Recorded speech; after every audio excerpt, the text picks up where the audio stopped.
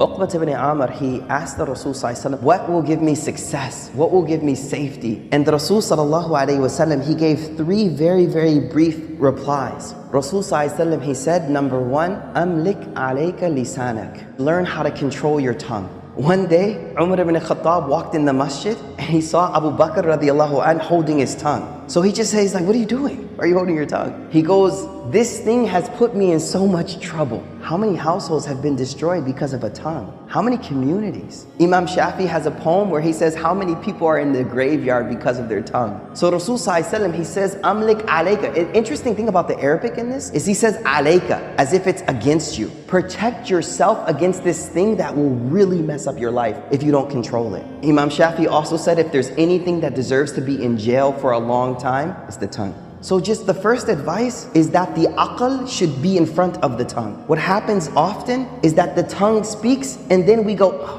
what did I just say? The reason a word is called a lafaz, in Arabic, lafaz just means to like throw something, right? Because it's like an arrow. Once you shoot it, you can't get it back. You say something to your daughter, your wife, your brother, your sister one time, the rest of their lives they'll remember. You can apologize for 10 years, but it stays there. And that's why Imam Shafi says, the cut from the sword will heal, but the cut from the tongue will never heal. The way we learn how to speak, you know how when you have an infant, a toddler, and we celebrate speech, we're like, the first word, and then they never shut up after, right? So they say the same way we learned how to speak and we focus so much on how to speak, we also need to learn silence as well. You know, remember when we were small, we used to put kids in timeout? Timeout, don't say anything, just sit there quietly. I think a lot of us adults need some timeout, you know what I mean? So learn how to be quiet more, number one. Number two, Rasul sallallahu alaihi wasallam said, وَلْيَسَعْكَ بَيْتُكَ. Beautiful advice. Make your house enough for you. Meaning, make the house a place that you're comfortable being. Being there, being with your children there, being with your wife there, being with your family. Just make your house comfortable for you, enough for you.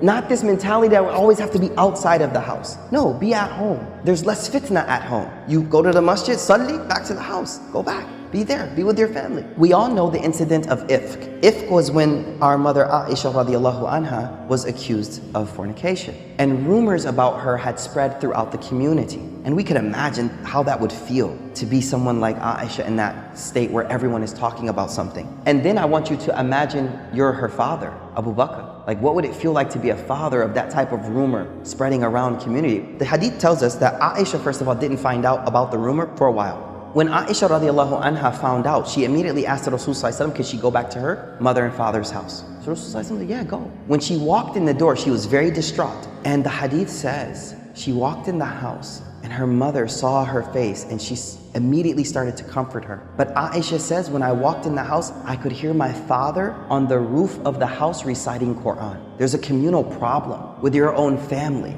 But where is he at? He's on the roof of his house, وَلْيَسَعْكَ بَيْتُكَ, and he's reciting Quran. Now that doesn't mean he didn't do anything to try to fix it, but I think sometimes we need to realize that sometimes the most I can do is focus on my relationship with Allah. And that's what he was doing. He wasn't being not active. He was saying, you know what? Maybe this is out of my hands and maybe I need to focus on my relationship with Allah. The third advice Rasul sallallahu alaihi wasallam says, now this is important. Where's our mental focus at? What are we focusing on in life?